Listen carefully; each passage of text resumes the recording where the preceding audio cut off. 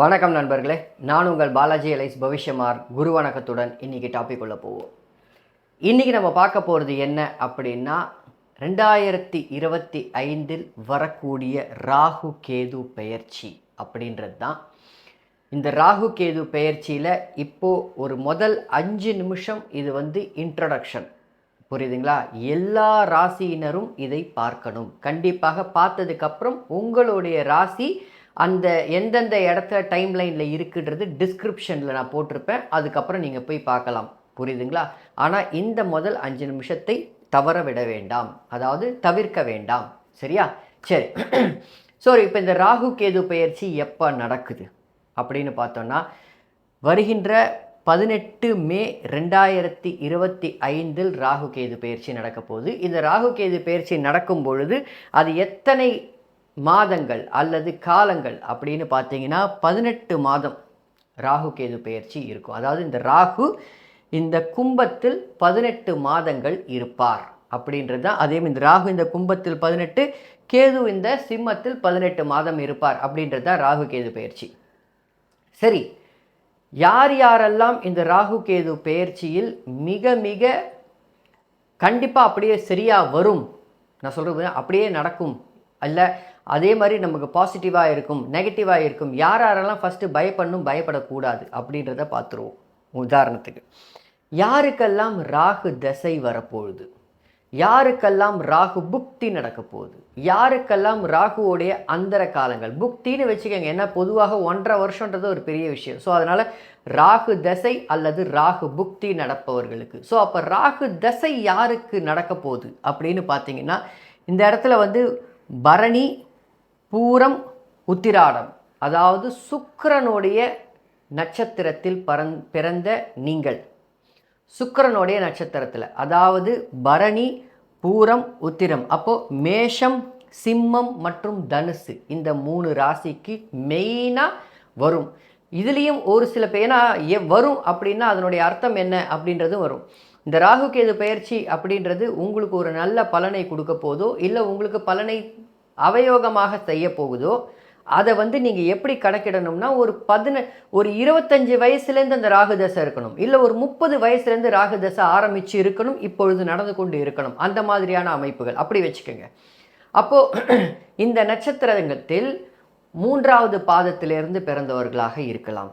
இல்லை ஒரு சில பேர் அந்த நட்சத்திரம் பரணி நட்சத்திரம் 1ஆம் பாதத்திலே பிறந்துட்டாங்க அப்படின்னும் பொழுது, 1ஆம் பாதத்தில் பிறந்தவங்களுக்கு 20 வருஷம் சுக்கிரதசை முடிஞ்சதுக்கு அப்புறமா சூரிய, சந்திர, செவ்வாய், ராகு வரும். கிட்டத்தட்ட அவங்களுக்கு 50 வயசில் வரும்.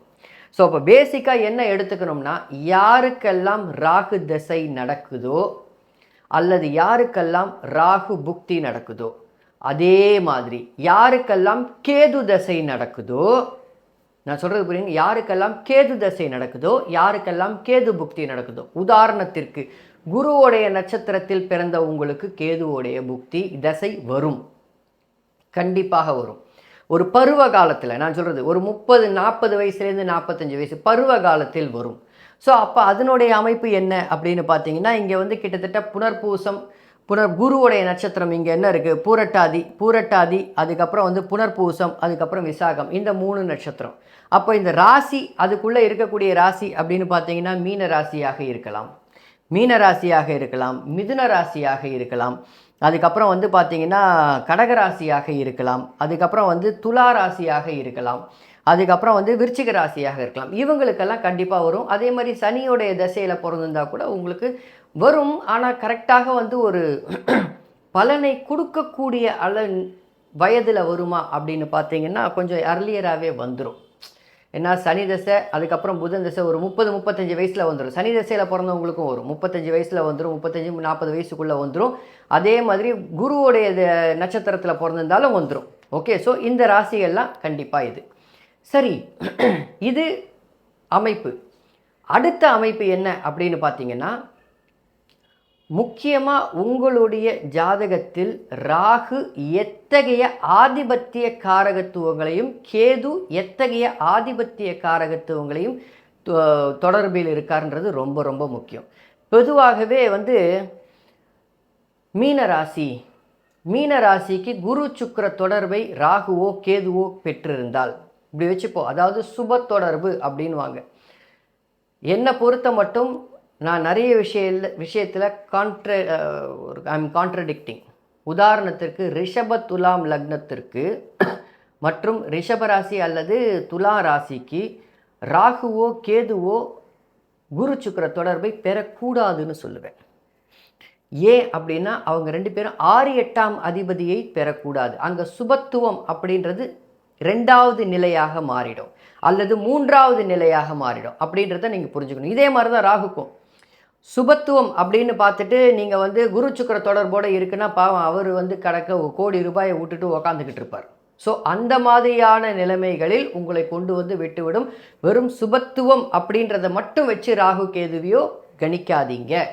அதற்கு பதிலாக ஆதிபத்தியங்கள் என்னன்றதை பாருங்கள். உதாரணத்திற்கு மீன லக்னம் அல்லது மீன ராசிக்கு ராகு சர்வ நிச்சயமாக சனி செவ்வாயோடைய தொடர்பை பெறலாம். கண்டிப்பாக காசை கொண்டு கொட்டுவார். ஏன்னா 2 9 11ஆம் அதிபதியோடைய தொடர்புன்னு வந்துடும். இப்போ நான் சொல்கிறது புரியுதுங்களா? அப்போது உங்களுடைய சுய ஜாதகத்தில் ராகு அல்லது கேது எத்தகைய ஆதிபத்திய தொடர்பு உள்ள கிரகங்களோடு இருக்காருன்றதை நீங்கள் பார்த்துக்கங்க. அது நீங்கள் பார்த்துக்கிட்டு அதுக்கப்புறம் இதில் கமெண்ட் போடுறதோ இல்லை சொல்கிறதோ பாருங்கள். ஏன்னா பேசிக்காக இருக்கக்கூடிய ஒரு சில விஷயங்கள் என்னென்னா, நாம் பலன் சொல்கிறோம், அதை புரிஞ்சுக்கிறதுல நிறைய பேருக்கு கடினங்கள் இருக்குது. கோடிகளை கொட்ட போகும் சிம்மராசி அப்படின்னு சொன்னால் நான் தெருக்கோடியில் இருக்கேன், நானே ஒன்றுமே இல்லாமல் இருக்கேன். இல்லையே, ராசி பலன் எல்லாருக்கும் வேலை செய்யுன்னு யார் சொன்ன? நான் சொல்லவே இல்லையே. 1,00,000 பேரில் 100 பேருக்கு வேலை செஞ்சால் பெருசுன்னு சொல்லிட்டு இருக்கிறவன் நான். அந்த மீதம் இருக்கக்கூடிய 99,000 சொச்சம் பேருக்குள்ள நீங்கள் ஒருவராக இருக்கலாம்.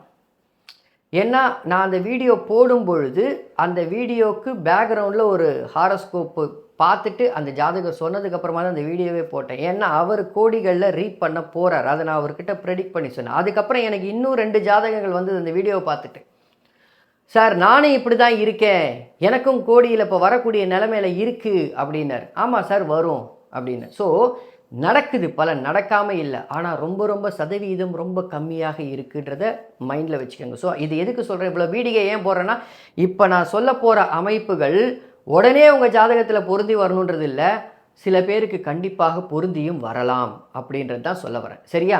சரி, ரைட். டைரெக்டாக ராசிகளுக்குள்ளே போயிடலாம். மேஷராசிக்கு இந்த ராகு கேது பயிற்சி எக்ஸலண்ட். பொதுவாக ராகு கேது பயிற்சி நடக்கும்போது குரு பயிற்சியையும் சேர்த்துக்கிறது நல்லது. அதாவது குரு இங்கே இருப்பார், இந்த மே மாதம் இவரும் இங்கே பயிற்சி ஆகிடுவார். குரு இங்கே இருப்பார். அந்த குரு உடனே ராகுவை பார்க்க மாட்டார். நல்லா புரிஞ்சுக்கோங்க. உடனே இங்கே ராகு 0 டிகிரியில் இருப்பார், இங்கே குருவும் 0 டிகிரியில் உள்ளே வருவார். அப்போ இந்த குரு 11ஆம் பாவகத்தை தொடர்பு கொள்வார். நல்லது புரியுதா? 11ஆம் பாவகத்தை தொடர்பு கொள்வார். அந்த பாவகத்தில் அமர்ந்திருக்கும் ராகு சுபத்தன்மையை அடையும். புரியுதுங்களா? சுபத்தன்மையை அடையும். அப்போ அந்த அமைப்பில் இருக்கக்கூடிய இந்த ராகு, பொதுவாக ராகு யாரு மற்றும் கேது யாரு? ராகு ஆசைக்காரகன், கேது ஞானக்காரகன். ஆசைக்காரகன் ஒரு காரகத்துவமே இல்லை, அதை நானாக தான் கிரியேட் பண்ணுறேன். ராகு எல்லாத்துக்கும் ஆசைப்படுவார். ராகு என்பது இருமுனை கத்தி. இந்த அமைப்பு பார்த்தீங்கன்னா நல்லதையும் செய்யும் கெட்டதையும் செய்யும் ராகு அப்படின்றத ஞாபகம் வச்சுக்கோங்க. அப்போது இந்த ராகு குருவோடைய தொடர்பை பெறுகிறது. ஆனால் கேது எந்த தொடர்பும் இல்லாமல் சிம்மத்தில் அமர்ந்திருக்கும். இந்த இடத்தில் ராசிக்கு 11ஆம் இடத்தில் இருக்கக்கூடிய இந்த ராகு சர்வ நிச்சயமாக உங்களுக்கு பணத்தை தரும். அதில் எந்த மாற்று கருத்தும் கிடையாது. பாக்கியங்களை தரும், பணத்தை தரும், எல்லா அமைப்புகளையும் தரும். அதில் எந்த மாற்று கருத்தும் கிடையாது. ஆனால் அதே சமயத்தில் கேது சிறிது வயிறு சார்ந்த ஒரு சில பிரச்சனைகளை தரும். உங்களுடைய வயதுக்கு ஏற்ப ராசிக்கு 5ஆம் இடத்தில் கேது வருவதனால் இந்த கேது உங்கள் சுயஜாதகத்தில் எத்தகைய தொடர்பை பெற்றிருக்கிறது என்பதை பொறுத்து இந்த லக்னத்திற்கு சனி செவ்வாயுடைய தொடர்பை ஒருவேளை கேது பெற்றிருக்கு அப்படின்னா, செவ்வாய் லக்னாதிபதி ராசியாதிபதி மட்டும் கிடையாது, 8ஆம் அதிபதியும் கூட. 8 மற்றும் 10ஆம் அதிபதியின் தொடர்பை கேது பெறுதுன்னு அர்த்தம். அப்போ காரக ரீதியிலையும் ஆதிபத்திய ரீதியிலையும் ஒரு சில சின்ன டேமேஜை எண்ணம் செயலில் கொண்டு வந்து இங்கே கேது திணிப்பார் அப்படின்றத மைண்டில் வச்சுக்கணும். ஸோ அப்போ பேசிக்காக ராகு காசை கொடுப்பார், ஆனால் கேது அதை எடுக்க பார்ப்பார் அப்படின்றத ஞாபகம் வச்சுக்கோங்க. ஏன்னா இந்த அமைப்பு என்ன அப்படின்னா கேம்பிளிங்குள்ள ஒரு சில அமைப்புகள் உள்ளே போகும்.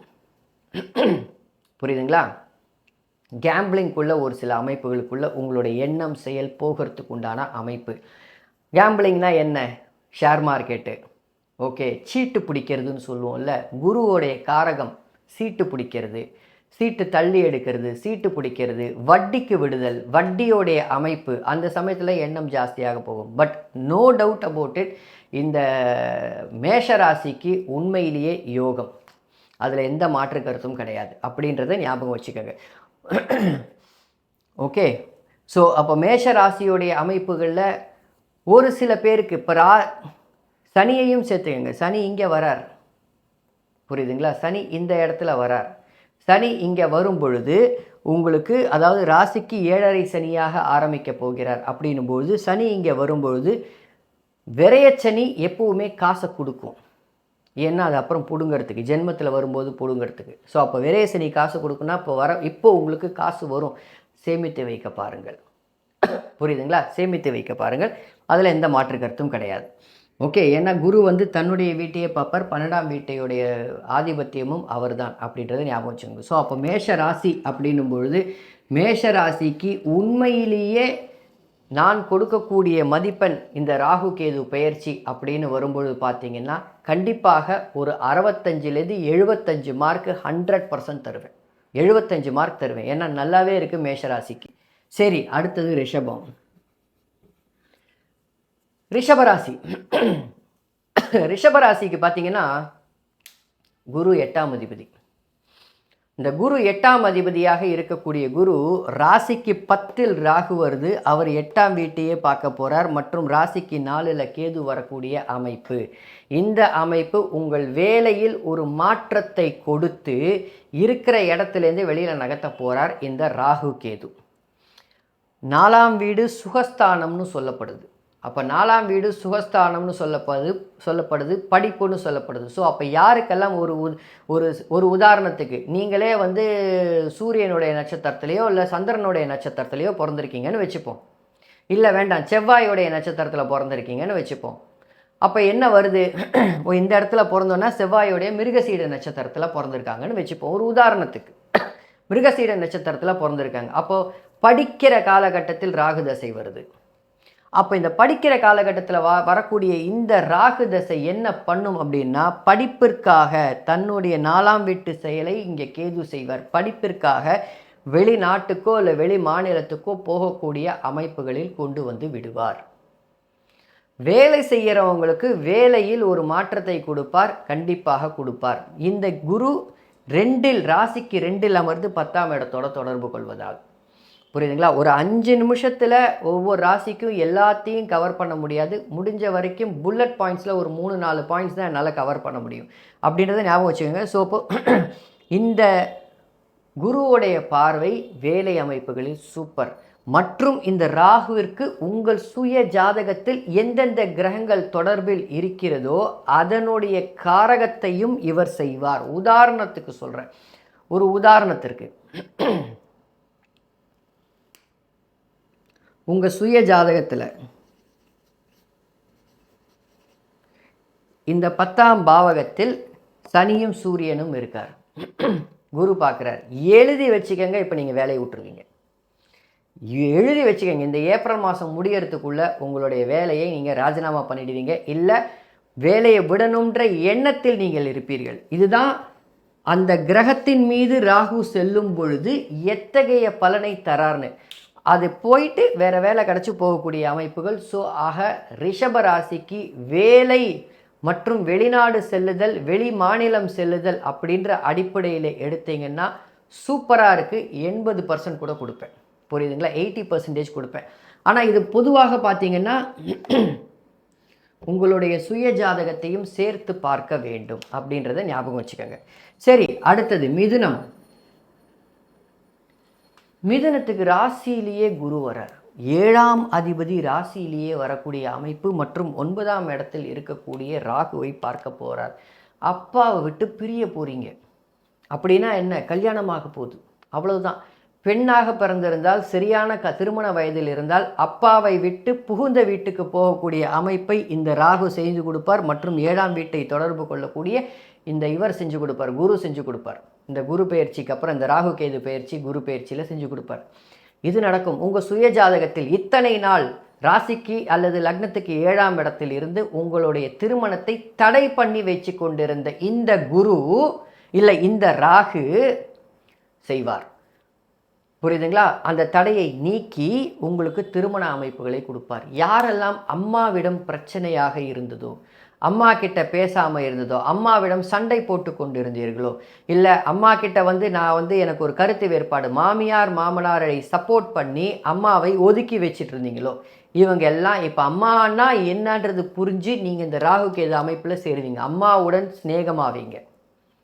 அம்மா உங்களை மன்னிக்கும் அமைப்பில் இருப்பார், அப்பா உங்களை மன்னிக்கும் அமைப்பில் இருப்பார். ஏன்னா இந்த இடத்து 9ஆம் வீட்டுக்கு சுப தொடர்பு வருது அப்படின்றத ஞாபகம் வச்சுக்கோங்க.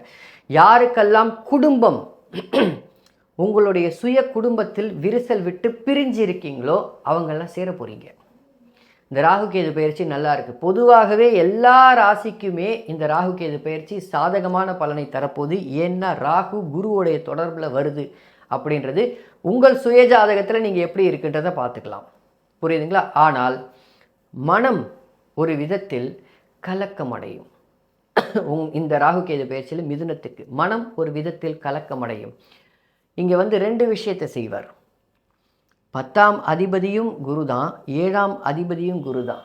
இப்போ இந்த இடத்துல வேலையை கொடுக்க போகிறாரா, திருமணத்தை நடத்த போகிறாரா அப்படின்றது உங்களுடைய சுய ஜாதகத்தில் 10ஆம் பாவகமும் 2ஆம் பாவகமும் எப்படி இருக்குன்றதை பொறுத்து மற்றும் 7ஆம் பாவகம் எப்படி இருக்குன்றதை பொறுத்து புரியும்னு நினைக்கிறேன். ஸோ இப்போ பேசிக்காக என்ன இந்த ராகு கேது பயிற்சி உங்களுடைய மிதுன ராசிக்கு செய்ய போகுது அப்படின்னால், உண்மையிலே இந்த மிதுன ராசிக்கு இந்த ராகு கேது பயிற்சி திருமண தடை இதை நீக்க போகுது, குடும்ப தடையை நீக்க போகுது, அம்மாவிடமிருந்து பிரச்சனைகளை நீக்க போகுது, அப்பாவிடமிருந்து பிரச்சனைகளை நீக்க போகுது.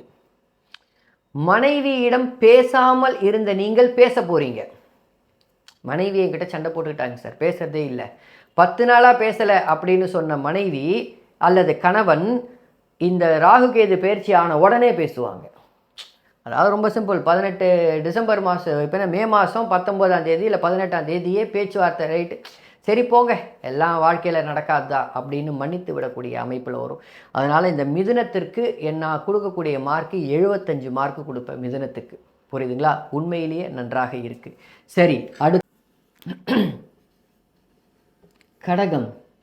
அப்பா இத்தனை நாளாக போட்டு உங்களை கடக ராசிக்கு போட்டு ஒரு வழி செஞ்சுக்கிட்டு இருந்த ராகு ராகு ஏற்கனவே 9ல் இருந்து கடுமையான மன உளைச்சலையும் அப்பாவிடமிருந்து பிரச்சனையையும் உங்களுக்கு ஒரு மனக்கவலையும் கொடுத்து கணவரிடமிருந்து பிரச்சனை. ஏன்னா அந்த சமயத்தில் கேது இங்கே இருந்திருப்பார், 3ஆம் இடத்துல இருந்திருப்பார். ஸோ இந்த மாதிரியான பிரச்சனைகளை கொடுத்து கொண்டிருந்த இந்த ராகு மற்றும் ஏற்கனவே அஷ்டம சனியாக இருந்த காலகட்டத்தில் போதுண்டா சாமின்னு நினச்சிக்கிட்டு இருந்த இந்த அமைப்பு இப்போது ராசிக்கு 8ல் ராகு குருவுடைய பார்வையையும் வாங்கி ராசிக்கு 2ல் கேது வருது. இங்கே வேறு எந்த சுப தொடர்பும் இல்லாத ஒரு சில அமைப்புகளால் இந்த மாதிரியான அமைப்புகளுக்கு ராசிக்கு 8ஆம் இடம் நன்றாக ஆகிறது. 8, 12ஆம் இடத்தோட குரு தொடர்பு கொள்கிறார். ஏதாவது ஒரு விதத்தில் இருக்கிற இடத்துலேருந்து மாறுவீங்க. குறைந்தபட்சம் இருக்கும் வாடகை வீட்டை விட்டு இன்னொரு வாடகை வீட்டுக்காவது போவீங்க. உதாரணத்துக்கு இதை எப்படி வேணாலும் வச்சுக்கலாம். விரயம் தான். ஒரு வேலை கிடைக்கணும்னா ஒரு வேலை போகணும், விரயம் தான், அதில் எந்த மாற்று கருத்தும் கிடையாது. அப்போ என்ன நடக்குது இந்த இடத்துல? குரு 6ஆம் அதிபதியாக இருந்து 6ஆம் வீட்டையே பார்த்து கொண்டிருந்து அதில் ஒரு சிக்கலை தரப்போகிறார். என்ன சிக்கல்? இருக்கிற வீட்டில் உங்களை வீடை காலி பண்ணுங்கன்னு சொல்லிட்டாங்க, அதனால வேற வீடு போகிறீங்க. அவர் தான் இருக்கிற வீட்டில் சிக்கலையும் கிரியேட் பண்ணுறது குரு தான், அவர் தான் அடுத்த வீட்டுக்கு போக வைக்க போகிறதும் குரு தான். ஆனால் இந்த ராகு இங்கே என்ன பண்ண போகிறார் அப்படின்னா, வர வீடு நல்ல வீடாக இருக்கும். வித்தியாசம் புரியுதா உங்களுக்கு? வர வீடு நல்ல வீடாக இருக்கும், அந்த ஓனர் நல்ல ஓனராக இருப்பார், வீட்டு ஹவுஸ் ஓனர் நல்லவராக இருப்பார் அப்படின்ற அடிப்படையில் எடுத்துக்கங்க. ஆனால் ராசிக்கு 2ல் இருக்கக்கூடிய கேது வந்து ஒரு விதமான குடும்பத்தில் சில சஞ்சலங்களை தரக்கூடிய அமைப்பில் வருவார். குடும்ப ரீதியில் ஒரு சில சஞ்சலங்கள் என்ன வருது? வாடகை வீடு எனக்கு ரொம்ப பிடிச்சிருக்கு, ஆனால் 2000 ரூபா எக்ஸ்ட்ரா கேட்குறாங்க, 3000 ரூபா எக்ஸ்ட்ரா கேட்குறாங்க. அதை எப்படி நம்ம மீட் அவுட் பண்ண போகிறோம் அப்படின்ற ஒரு சில மன அமைப்புக்குள்ளே வரப்போகிறீங்க. சரி சார், எனக்கு சொந்த வீடு இருக்குது, சொந்த வீடு இருக்குது, இல்லை இன்னும் 2 வீடு இருக்குது, நான் வீடு விற்கலாம்னு இருக்கேன். அப்போது உங்களுக்கு இந்த வீடை விற்று கொடுக்குற அமைப்பை இந்த ராகு செய்வார். ஏற்கனவே ஒரு வீடு இருக்குது, அந்த வீடை விற்று கொடுக்குற அமைப்பை அந்த ராகு செய்வார். ஆனால் இந்த கேது என்ன பண்ணுவார்னா, விற்று கொடுத்ததுக்கப்புறம் ஒரு உதாரணத்துக்கு சொல்கிறேன், ஒரு பிளாட் வச்சுருக்கீங்க, ஒரு 70 லட்சம் ரூபாய் அந்த பிளாட்டோடைய விலை மதிப்பு. நீங்கள் என்ன பண்ணுறீங்க, அந்த பிளாட்டை 69 லட்சத்துக்கு வந்தால் கொடுத்துடலான்னு வெயிட் பண்ணிகிட்டு இருக்கீங்க. 69 லட்சத்துக்கு ஒருத்தர் வந்து வாங்கிட்டு போயிடுவார். அதுதான் இந்த ராகு.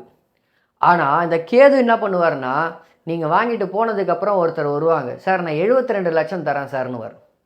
ஐயோ போச்சே, எக்ஸ்ட்ரா 3 லட்சம் போச்சே. அதைத்தான் இந்த டேமேஜ். அதாவது ஒரு 3 லட்சம் ஏதாவது ஒரு சேதாரத்தை தனத்தில் இவர் தருவார். இப்போ நான் சொல்கிறது ஏதாவது ஒரு சேதாரத்தை நீங்கள் வெயிட் பண்ணியிருந்தீங்கன்னா கிடச்சிருக்கும்ன்ற அமைப்பு. ஆனால் வெயிட் பண்ண குதிரைக்கு முன்னாடி கட்டின கேரட்டு மாதிரி தான் ஏதாவது ஒரு சேதாரத்தை கொடுப்பார் அப்படின்றத வச்சுக்கோங்க. ஸோ அப்போ குடும்ப அமைப்புகளில் சிறிய குழப்பங்கள் கலக்கங்கள் வரும். மற்றும் உங்கள் சுயஜாரகத்தில் சிம்மத்தில் மேல் யார் அமர்ந்திருக்காங்க, அவர்கள் மேல் எந்த கேது போகும்போது என்ன நடக்குதுன்றது தான் அமைப்பு. புரியுதுங்களா? ஸோ அப்போ பேசிக்காக கடக ராசிக்கு என்ன சொல்லுவேன் அப்படின்னா, கடக ராசிக்கு நன்றாகத்தான் இருக்குது, ஒரு 65 மார்க் தருவேன் இந்த ராகு கேது பயிற்சி. அடுத்தது சிம்ம ராசி. இந்த சிம்ம ராசிக்கு ஏற்கனவே கோடிகளை கொட்டப்போகும் சிம்ம ராசின்னு போட்டேன். சார் என்ன சார் கோடிகளை கொட்டப்போகுது? ராசிக்கு சனி இங்கே வந்து 8ல் வந்துடுவார், 6ஆம் அதிபதி 8ல் வருவார், குருவும் ராகுவை பார்ப்பார், அடுத்து குரு உச்சமாகி சனியையும் பார்க்க போகிறார். அதனால் கேம்பிளிங் அமைப்புகள், கிரிப்டோ கரன்சி அமைப்புகள் மற்றும் 1 போட்டு 2 எடுக்கிறது, இதிலெல்லாம் ஒரு சில பேர் நிறைய காசு பார்க்க போகிறீங்க. அனுபவம் உள்ளவர்கள், நல்லா புரிஞ்சுக்கோங்க, அனுபவம் உள்ளவர்கள், தெளிவாக சொல்லிட்டேன். ஆமச்சர்ஸ் கிடையாது. இப்போ தான் நான் வந்து உள்ள ஸ்டாக் மார்க்கெட்டுக்குள்ளே போனேன், நான் உங்கள் பேச்சை கேட்டு 20,000 ரூபாய் எடுத்து போட்டேன், 40,000 ரூபா வரும்னு நினச்சேன், 20,000 ரூபாய் போச்சு, நீ எல்லாம் ஒரு ஜோசியனான்னு கேட்காதீங்க. புரியுதுங்களா? ஸோ புரிஞ்சுக்கோங்க, அனுபவம் உள்ளவர்கள் அதனுடைய நிவான்சஸ். இது வரைக்கும் நான் 1000 ரூபாய் தான் சார் எடுத்துக்கிட்டு இருந்தேன், ஆனால் இது வரைக்கும் நான் நஷ்டம் ஆனதே கிடையாது, ஆனால் 1000 ரூபாய்க்கு மேலே எனக்கு வந்ததே கிடையாது, இப்போ அது 25,000 ரூபா 30,000 ரூபா தரும். அந்த மாதிரி அடிப்படை புரிஞ்சுக்கணும். இது வரைக்கும் நான் நஷ்டம் ஆனது கிடையாது, ஆனால் 1000 ரூபாய் 2000 ரூபாய்க்கு மேலே வர மாட்டேங்குது. அவங்களுக்கெல்லாம் கிரிப்டோ கரன்சியாக இருக்கட்டும், ஷேர் மார்க்கெட்டாக இருக்கட்டும், இல்லை ஆப்ஷன்ஸ் அண்ட் ஃபியூச்சர்ஸ் எதுவாக இருக்கட்டும், அவங்களுக்கெல்லாம் திடீர் லாபத்தை அள்ளித்தரும் இந்த ராகு கேது.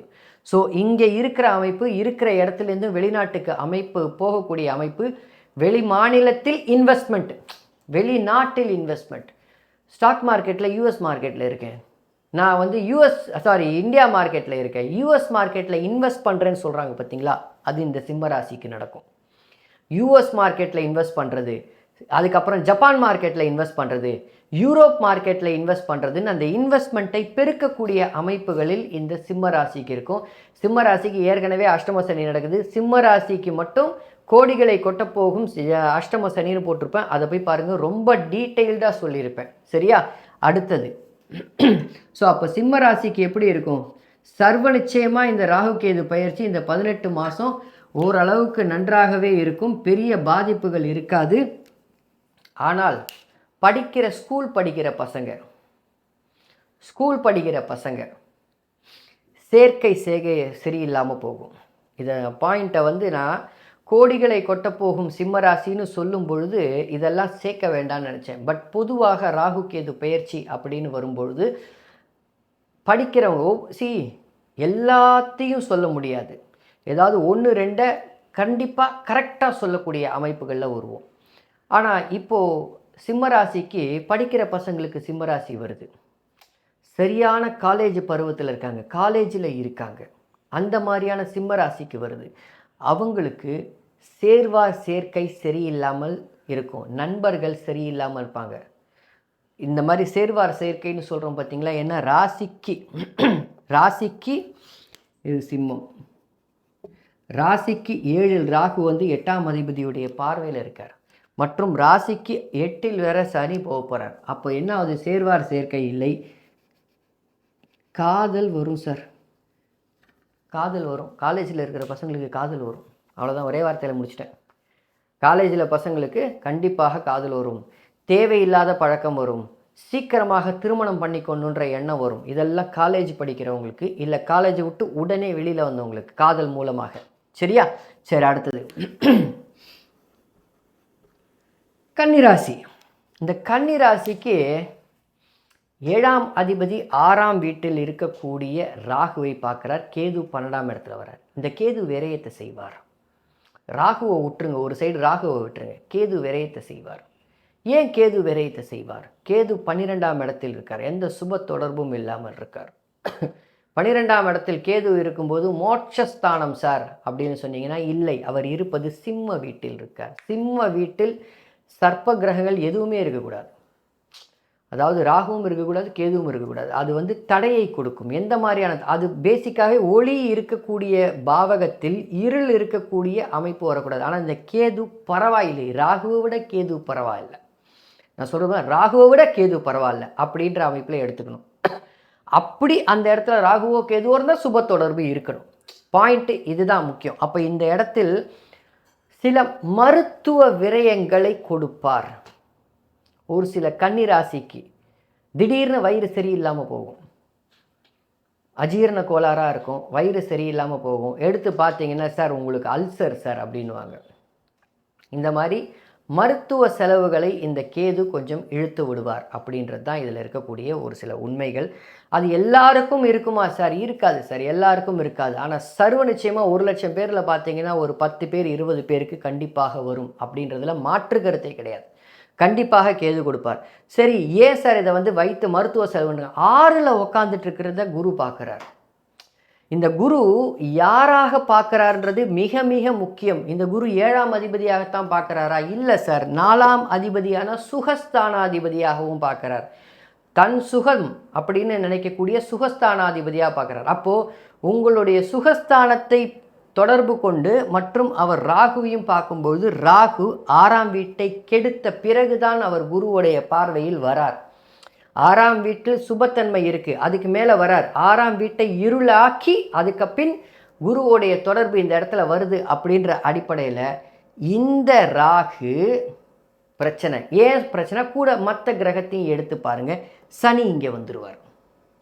ஆக சனி ராசியை பார்ப்பார் அப்படின்றதையும் சேர்த்து பார்க்கணும். ஒரு கிரகத்தை வச்சு மட்டும் பார்க்கக்கூடாது, ராசியை சனி பார்க்குறார். அப்போது ராசிக்கு 6ஆம் அதிபதியுடைய தொடர்பு, ராசிக்கு 6ஆம் வீட்டில் ராகு வந்து குருவுடைய பார்வை அப்படின்ற அடிப்படையில் ஒரு சில மருத்துவ செலவுகளை கொடுக்கும். ஆனால் கவலைப்பட வேண்டாம், கவலைப்பட வேண்டாம், சரியாயிடும். சின்ன சின்னதான ஒரு சில பிரச்சனைகள். ஒரு சில பேருக்கு வயிறு இறுகி, அதாவது லார்ஜ் இன்டெஸ்டைன்ஸ் இறுகி மலம் போவதில் ஒரு சில சிக்கல்கள் உருவாகும். நான் சொல்கிறது புரியுதுங்களா? மோஷன் சரியாக போகாதுன்னு சொல்லுவோம் தெரியுமா, அந்த மாதிரி அதெல்லாம் இந்த கேது தான் இழுத்து விடுவார். சரியா? ஸோ அப்போது கன்னி ராசிக்கு அப்படின்னு பார்த்தீங்கன்னா 60% கொடுப்பேன். ஆனால் பெரிய லெவலில் ஏன்னா திரும்பி சரியாயிடும் அப்படின்ற அடிப்படையில் 60% கொடுப்பேன். ஒரு சில கன்னி ராசி ஆளுங்க என்ன பண்ணுவாங்கன்னா டாக்டர்கிட்ட போக மாட்டாங்க. இங்கே லொல்லே தான், டாக்டர்கிட்ட போக மாட்டாங்க. நானே பாட்டி வைத்தியம் செய்கிறேன், இல்லை சித்த வைத்தியம் செய்கிறேன், ஆயுர்வேத இந்த மாதிரி எடுத்து இந்த கஷாயத்தை குடிச்சா நமக்கு சரியாயிடும். ஏன்னா கேது இல்லை, கேது சித்த வைத்தியத்துக்கும் ஆயுர்வேதத்துக்கும் சொந்தக்காரர். கஷாயத்தை குடிச்சா சரியாயிடும், எனக்கு இதை குடிச்சா சரியாயிடும், ஏதாவது ஓனாக ட்ரை பண்ணுவீங்க. அதை ட்ரை பண்ணி சரியாகலைன்னதுக்கு அப்புறமா தான் போய் முறையாக டாக்டரை பார்ப்பீங்க. அந்த அமைப்பு பார்த்துக்கங்க. கன்னியை பொறுத்த மட்டும் இந்த ராகு கேது பெயர்ச்சி அப்படின்றது வந்து சற்று மிகைப்படுத்தி சொல்லலை, சற்று ஜாக்கிரதையாக இருக்கணும். ஆனால் அதே சமயத்தில் ஒரு சில மருத்துவ விரைகளை கொடுத்து சரி செய்யும் அமைப்புகளுக்குள்ளே போவார். ஏன்னா அடுத்ததும் பார்த்திங்கன்னா அஷ்டம சனி வருன்ற அடிப்படையில். சரி, துலாம். பொதுவாகவே துலா ராசி, இந்த துலா ராசிக்கு குரு ஆகாத ஆள். அதை முதல்ல மண்டையில் வச்சுக்கோங்க. குரு ஆகவே ஆகாத ஆள். ஏன்னா அவர் தான் 6ஆம் அதிபதி. 6ஆம் வீட்டில் சனி போய் உட்கார போகிறார். 6ஆம் அதிபதியாகிய குரு வந்து பார்த்திங்கன்னா புதனுடைய வீட்டில் ராசியையும் பார்த்து 5ஆம் வீட்டையும் பார்க்குறார். எழுதி வச்சுக்கோங்க, ஒரு சில பேருக்கு காதல் வரும். ஒரு சில பேர் காதல் வரும். ஒரு சில திருமணம் ஆனவர்கள், திருமணம் ஆகி டிவோர்ஸ் ஆனவர்களுக்கு காதல் வரும். எல்லாருக்கும் அந்தந்த பருவங்களில்னு சொல்லுவோம்ல. ஏன் 25 பசங்க 25 வயசில் இருக்கிற 30 வயசில் இருக்கிறவங்களுக்கு தான் லவ் வரணுமா? அப்படிலாம் ஒன்றும் கிடையாது. 35 வயசில் உங்களுக்கு டிவோர்ஸ் ஆயிடுச்சு, 35 வயசில் டிவோர்ஸ் ஆயிடுச்சு.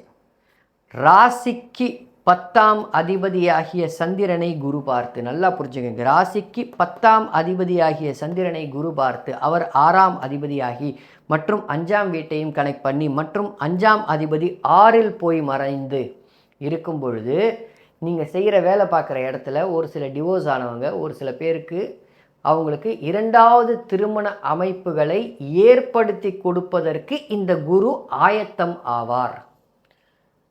ஏன் 11ல் கேது இருக்கு. உங்களுடைய சுய ஜாதகத்தில் நல்லா புரிஞ்சுக்கோங்க, உங்களுடைய சுய ஜாதகத்தில் ஒருவேளை 11ஆம் இடத்தில் சுக்கிரன் அமர்ந்திருந்தோ, 11ஆம் இடத்தில் சுக்கிரன் அமர்ந்திருந்தோ, இல்லை 11ஆம் வீட்டிலேயே குரு இருந்தோ, உங்கள் சுய ஜாதகத்தில் குரு இருந்தோ, இல்லை 11ஆம் வீட்டில் செவ்வாய் இருந்தோ, அவர் மேலே கேது போகும்பொழுது இது ஃபுல்லாக அந்த திரிகோணம் ஆக்டிவேட் ஆகும். நான் சொல்கிறது புரியுது, இது ஆக்டிவேட் ஆகும். ஸோ இந்த மாதிரி காதலை தூண்டக்கூடிய அமைப்பு. மற்றும் இது பேசிக்காகவே துலாம் ராசிக்கு சென்டிமெண்ட்டே கிடையாது. There are no sentiments for them.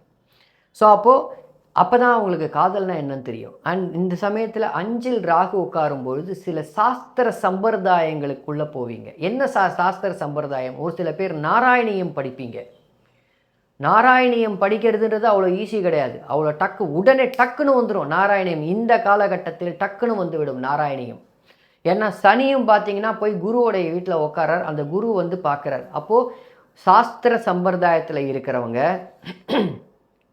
Sir இத்தனை நாளாக படிச்சுட்டு இருக்கேன் சார், எனக்கு இந்த வேத அமைப்புகள் வந்து நுற்று பண்ண முடியல, கையேற மாட்டேங்குது. இப்போ கையேறும். இந்த 18 மாதத்தில் நீங்கள் கற்றுக்கொள்ளக்கூடியது அப்படியே கையேறும். இந்த அமைப்புகளை இவர் செய்வார். மற்றும் குருவுடைய பார்வை 9க்கும் இருக்குது, ராசிக்கும் இருக்குது, 3ஆம் இடத்திலும் இருக்குது. யாரெல்லாம் யூடியூப் வச்சு நீங்கள் பண்ணுறீங்களோ, இந்த யூடியூப் வச்சிருக்கக்கூடிய ஜாதகர்களுக்கு இந்த 18 மாதம் வியூஸ் நல்லா போகும். நீங்கள் போட போகிற கண்டென்ட்டே புதுசான கண்டென்ட்டாக போடுவீங்க, வியூஸ் நல்லா போகும், அவங்களுடைய வருமானம் ஜாஸ்தியாகும். ஏன்னா 6ஆம் அதிபதி அப்படின்றது மறைவு ஸ்தானாதிபதி உங்களுடைய இதை பார்க்குறார். யாருக்கெல்லாம் தொழிலில் சிக்கல்கள் இருந்ததோ, 10ஆம் அதிபதியில் சந்திரன், தொழிலில் சிக்கல்கள் இருந்ததோ அவங்களுக்கெல்லாம் ஒரு பாசிட்டிவ் ரூட்டு தெரியும். பொதுவாக ராகுனாலே மறைமுகமான காசு சார். ராகு இருமுனை கத்தி, ராகு சிரிக்கவும் சிரிப்பார், ராகு ஆளையும் கொள்ளுவார். அது பல பேருக்கு புரிய மாட்டேங்குது. சுபத்துவமாக இருந்தால் நல்லது மட்டும்தான் செய்யும் ராகுன்றது எந்த புஸ்தகத்துலேயும் கிடையாது, கிடையவே கிடையாது. ஏன் அவர் கெட்டது செய்ய மாட்டாரா? கண்டிப்பாக செய்வார். ஏன் செய்ய மாட்டார்? எத்தனையோ ராகு குரு சுக்கிர தொடர்பை பெற்று ரிஷப துலாம் லக்னத்துக்கு இருக்கக்கூடிய, ரிஷப மற்றும் துலாம் லக்னம் அல்லது ராசிக்கு இருக்கக்கூடிய குரு சுக்கிர தொடர்பை பெற்று ரோட்டில் நிற்கிறவங்களுடைய ஜாதகம் இருக்கேன். எனக்கு வெறும் குரு சுக்கிர தொடர்பு, ரோட்டில் நிற்பாங்க. சார் எனக்கு 2 கோடி ரூபாய் கடன், நான் என்ன பண்ணுறதுனே தெரிலன்னுவாங்க. ஆனால் இந்த இடத்துல மட்டும் சுக்கிரனுடைய தொடர்பை பெறாமல், இந்த ராசி பெறாமல் இருந்தால் நல்லது. ஆனால் ஒரு சில பேர் பார்த்திங்கன்னா சுக்கிரன் இங்கேயே இருக்கும், ராசியோடையே சுக்கிரன் இருக்கும். இந்த மாதிரியான அமைப்புகளில் புதன் உச்சமாக இருக்கும், சுக்கிரன் இங்கே இருக்கும், சூரியன் இருக்கும். இந்த மாதிரியான அமைப்புகளில் குரு சுக்கிர தொடர்பை இந்த ராசிநாதன் பெறுகிறார். மற்றும் ராகுவை குரு பார்க்குறன்ற அமைப்பில் மறைமுக தனமாக தொழிலில் வரும் அமைப்புகள் இருக்குது. ஸோ கண்டிப்பாக துலாம் ராசிக்கு நான் கிட்டத்தட்ட 70 மார்க் கொடுப்பேன். நன்றாகவே இருக்குது அப்படின்றத ஞாபகம் வச்சுக்கோங்க. விருச்சிகம். ஸோ அப்போ விருச்சிக ராசிக்கு 4ஆம் இடத்துல ராகு, 10ல் கேது மற்றும் குரு. இந்த வேலை செஞ்சுக்கிட்டு இருந்தவங்க எல்லாரும், யாரெல்லாம் விருச்சிக ராசியாக இருக்கீங்களோ, வேலை செஞ்சுக்கிட்டு இருந்த எல்லாரும் உங்களுக்கு இப்போ தான் படிக்கணுன்ற எண்ணம் வரும். வேலையை விட்டு படிக்கலாமான்ற கேள்வி வரும் விருச்சிக ராசிக்கு. உதாரணத்துக்கு இப்போ ஒரு 22 வயசு 21 வயசில் உங்களுக்கு வேலை கிடச்சி நீங்கள் வேலையில் இருக்கீங்க. 22 வயசு இப்போது உங்களுக்கு வேலையில் இருக்கீங்க, ஒரு 22 வயசு. இப்போது நடக்கக்கூடிய இந்த ராகு கேது பெயர்ச்சியில் வேலையை விட்டுட்டு மேல் படிப்பு படிக்கலாமா அப்படின்ற யோசனை வரும். ஏன்னா 4ஆம் இடத்தில் ராகு வந்து குருவுடைய பார்வையில் இருக்குது. அந்த குரு உங்களுக்கு 5ஆம் அதிபதி, எண்ணம் செயலை சொல்லக்கூடிய 5ஆம் அதிபதியுடைய பார்வையில் வரான்ற அடிப்படையில் அந்த எண்ணங்கள் உங்களுக்கு திணிக்கப்பட்டே தீரும். அதில் எந்த மாற்று கருத்தும் கிடையாது. ஆனால் என்ன, கேது 10ல் அமர்ந்து அந்த வேலை அமைப்புகளை லைட்டாக கெடுப்பார். மற்றும் சிம்மத்தில் எந்த கிரகங்கள்ன்றதை பொறுத்து நீங்கள் பார்த்துக்கணும். சிம்மத்தில் எந்தெந்த கிரகங்கள் இருந்தது அதை பொறுத்து கேது தன்னுடைய செயலை மாற்றிக்கொள்வார். உதாரணத்திற்கு சிம்மத்தில் சிம்மாதிபதியே இருக்கார், சிம்மத்தில் சிம்மாதிபதியாகிய சூரியன் இருக்கார் அப்படின்னா ராசிக்கு 10 லக்னத்துக்கு 10 திக்பலத்தில் இருக்கக்கூடிய சூரியன் மற்றும் ராசிக்கு 10 இருக்கக்கூடிய சூரியனாக விருச்சிக லக்னம் மற்றும் விருச்சிக ராசியாகவே இருக்கீங்க. அப்படிலாம் ஒன்றும் உங்களுடைய தொழிலில் வந்துடாது. ஆனால் வேலை மாற்றம் இருக்கும். இருக்கிற வேலையை விட்டு வேறு வேலை போவீங்க, இருக்கிற வேலையை விட்டு வேறு வேலை போவீங்க. மற்றும் அது எங்கே போவீங்க, இருக்கிற இடத்த விட்டு நகர்ந்து போவீங்க. இந்த எண்ணத்தை இந்த அமைப்புகளை செயல்படுவார். ஒரு வேலை செய்ய பிடிக்காது, இந்த வேலையில் என்னுடைய பாஸோட எனக்கு ஆகலை. ஏன்னா சூரியனோட கேது சேர்ந்தவுடனே பாஸுக்கும் உங்களுக்கும் பஞ்சாயத்து வந்துடும், பிரச்சனை வந்துடும். என் பாஸோட எனக்கு உடன்பாடு இல்லை, அதனால் நான் இருக்கிற வேலையை விட்டு வேறு வேலை தேட போகிறேன்னு வேறு வேலையை தேடி இருக்கிற இடத்தை விட்டு நகர்ந்து போய் ஒரு நல்ல அமைப்புகளுக்குள் உங்களை வைக்கும். எது, ஒரு 25லேருந்து 35 வயசுக்குள்ளே இருக்கிறவங்களுக்கு, இல்லை 40 வயசுக்குள்ளே இருக்கிறவங்களுக்கு. அதே சமயத்தில் சுய ஜாதகத்தில் 4 சுக்கிரன் இருக்காருன்னு வச்சுப்போம். சுக்கிரன் மேலே ராகு வர்றார், குரு பார்வை வருது, வீடு வாங்க போகிறீங்க. வீடு வாகன அமைப்புகள் சர்வ நிச்சயமாக வாங்குவீங்கள், அதில் எந்த மாற்று கருத்தும் கிடையாது. ஆனால் அதை லைட்டாக இங்கே இருக்கக்கூடிய சனி தடுப்பார், லைட்டாக தடுப்பார். என்ன சார் லைட்டாக தடுப்பார்னா, எண்ணம் செயலில் வந்து இந்த வீடு வேண்டாம், இதை விட அது நல்லா இருக்கே, அது நல்லா இருக்கு, அதை விட அது நல்லா இருக்கே. ஆனால் இது பாருங்கள், இந்த இடத்துல இந்த வீடை விட அந்த வீடு வந்து இன்னும் ஒரு 2-3 லட்சம் ஜாஸ்தியாக சொல்கிறாங்க. ஏன்னா எனக்கு அந்த வீடு தான் பிடிச்சிருக்கு, ஜாஸ்தியாக இருக்கிற வீடு தான் பிடிச்சிருக்கு. ஏன் 8ல் உக்காந்துட்டு இருக்கக்கூடிய 2ஆம் அதிபதி 2ஆம் வீட்டையும் பார்த்து 12ஆம் வீட்டையும் பார்த்து எக்ஸ்ட்ரா ஒரு 4 லட்ச ரூபா கடன் எடுக்க சொல்லுவார். இவ்வளோதான் விஷயம். ஏன்னா ராசிக்கு 5ல் சனி போயிடுறார், எக்ஸ்ட்ரா ஒரு 4 லட்ச ரூபா கடன் சொல்லுவார். ஆனால் அது பர்ஃபெக்டாக பிரச்சனை கிடையாது, உங்களால் மீட் அவுட் பண்ண முடியும். ஏன்னா அடுத்த வருஷமே குரு இங்கே வந்துடுவார், ராசியை பார்த்துருவார். அது ஒரு சூப்பரான அமைப்பு. உச்சமாகி ராசியை பார்ப்பதுன்றது ஒரு எக்ஸலண்ட்டான அமைப்பு. அப்போ சனியையும் பார்த்துருவார், நல்ல வீடு அமையும், அதில் எந்த மாற்று கருத்தும் கிடையாது. எக்ஸலண்ட்டான வீடு வரை. இது வரைக்கும் வீடு வாங்காதவங்க, வீடு வாங்கும்போது தடையாக இருக்குன்னு சொல்கிறவங்களுக்கு வீடு கிடைக்கும். ஆனால் அதே சமயத்தில் பூர்வீக வீடை விற்கணும்னு நினச்சா விற்க முடியாது. பூர்வீக வீட்டை விற்கணும் என்று நினைச்சால் விற்கவே முடியாது. ஏன் விற்க முடியாது? கேது வந்து சிம்மத்தில் வந்து உக்காந்துட்டார். அப்போ விற்கணும்னா எப்படி விற்க முடியும்? ஒரு 5 லட்ச ரூபா 10 லட்ச ரூபா கம்மியாக கொடுக்குற மாதிரி இருக்கும், இல்லை 2-3 லட்ச ரூபா கம்மியாக கொடுக்குற மாதிரி இருக்கும். சார் 20 லட்சம் 30 லட்ச ரூபா பெருமானம் உள்ள பூர்வீக லேண்டு சார் அது. ஆனால் இதை வந்து 18 லட்சத்துக்கு தான் கேட்குறாங்க. இல்லை 30 லட்ச ரூபா சன்மானம் உள்ள லேண்டு சார் அது 25 லட்சத்துக்கு தான் கேட்குறாங்க அப்படின்னு கேட்பாங்க. நீங்கள் பேசி நெகோஷியேட் பண்ணி ஒரு 2 லட்சம் 3 லட்சம் குறைச்சி விற்கக்கூடிய அமைப்பை இந்த கேது கொடுப்பார். ஏன்னா சிம்மத்தில் அமர்ந்திருக்கார். ஒரு வீடு வாங்கும்போது இன்னொரு வீடை, ஒரு இடத்த விற்றுட்டு ஒரு வீடு வாங்கணும். பூர்வீக இருக்கக்கூடிய இடத்த விற்றுட்டு இது வாங்கணும்னா பூர்வீகத்தில் சற்று சிக்கலை கொடுப்பார் அப்படின்றத ஞாபகம் வச்சுங்க. ஆனால் எப்போ இங்கே குரு வராரோ அந்த கேதுவும் மேலே போயிடுவார், ராகு இங்கே வந்துடுவார், அந்த சிக்கல் நிறைவேறிடும். வெயிட் பண்ணு. அப்போ என்ன பண்ணுவேன்? கொஞ்சம் வெயிட் பண்ணுங்கள், அவசரப்படாதீங்க. யாரெல்லாம் பூர்வீக சொத்தை விற்கணும்னு நினைக்கிறீங்களோ கொஞ்சம் வெயிட் பண்ணுங்கள். ஒரு 18 மாதம் கடப்பில் போடுங்க, ஆட்டோமேட்டிக்காக சரியாயிடும். சரியா? அப்போ சிம்ம ராசிக்கு விருச்சிக ராசிக்கு இது எப்படி இருக்குது அப்படின்னு பார்த்தோன்னா உண்மையிலேயே இது நல்லா இருக்குது, எந்த பிரச்சனையும் கிடையாது. ஒரு சில